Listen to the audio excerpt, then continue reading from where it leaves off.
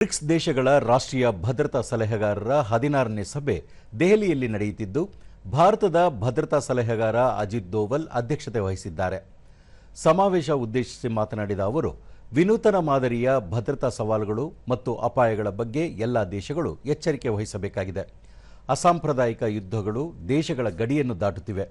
ಪ್ರತಿ ದೇಶಗಳು ಈ ಕುರಿತು ಅರಿವು ಹೊಂದಬೇಕಾಗಿದೆ ಎಂದು ಪ್ರತಿಪಾದಿಸಿದರು.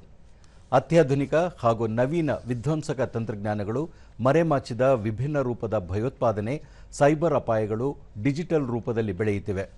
ಅಸಾಂಪ್ರದಾಯಿಕ ಭದ್ರತಾ ಅಪಾಯಗಳ ಕುರಿತು ಹೆಚ್ಚಿನ ಪರಾಮರ್ಶೆ ಅಗತ್ಯವಾಗಿದೆ ಎಂದು ಹೇಳಿದರು. ಅಮೆರಿಕ ಮತ್ತು ಇರಾನ್ ನಡುವೆ ಏರ್ಪಟ್ಟ ತಿಳುವಳಿಕೆ ಒಪ್ಪಂದವನ್ನು ಭಾರತ ಸ್ವಾಗತಿಸುತ್ತದೆ. ಒಪ್ಪಂದದಿಂದಾಗಿ ಇಂಧನ ಸುರಕ್ಷತೆ, ಜಾಗತಿಕ ವ್ಯಾಪಾರ ಮತ್ತು ಪ್ರಾದೇಶಿಕ ಸ್ಥಿರತೆಗೆ ನೆರವಾಗಲಿದೆ. ಹೋರ್ಮುಜ್ ಜಲಸಂಧಿಯನ್ನು ಮುಕ್ತವಾಗಿಸುವ ನಿರ್ಧಾರ ಅತ್ಯಂತ ಸ್ವಾಗತಾರ್ಹ ಬೆಳವಣಿಗೆಯಾಗಿದೆ ಎಂದು ಹೇಳಿದರು.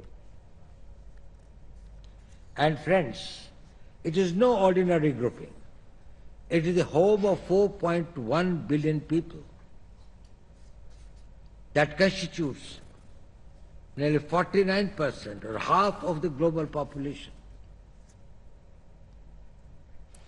ಬ್ರಿಕ್ಸ್ ಒಕ್ಕೂಟದ 11 ಸದಸ್ಯ ರಾಷ್ಟ್ರಗಳಾದ Bharat, Brazil, China, Egypt, Ethiopia, Indonesia, Iran, Russia, Saudi Arabia, ದಕ್ಷಿಣ ಆಫ್ರಿಕಾ ಮತ್ತು ಯುಎಇ ದೇಶಗಳ ಭದ್ರತಾ ಸಂಸ್ಥೆಗಳ ಮುಖ್ಯಸ್ಥರು ಸಭೆಯಲ್ಲಿ ಪಾಲ್ಗೊಂಡಿದ್ದಾರೆ.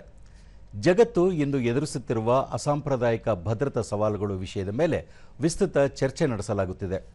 ರಾಷ್ಟ್ರೀಯ ಭದ್ರತೆಗೆ ಎದುರಾಗಿರುವ ಅಪಾಯಗಳು, ವಿನೂತನ ತಂತ್ರಜ್ಞಾನಗಳು, ಭದ್ರತಾ ಸವಾಲುಗಳಲ್ಲಿ ಉಂಟಾಗಿರುವ ಬದಲಾವಣೆಯ ಕುರಿತು ಸಭೆಯಲ್ಲಿ ಸಮಾಲೋಚನೆ ನಡೆಸಲಾಗುತ್ತಿದೆ.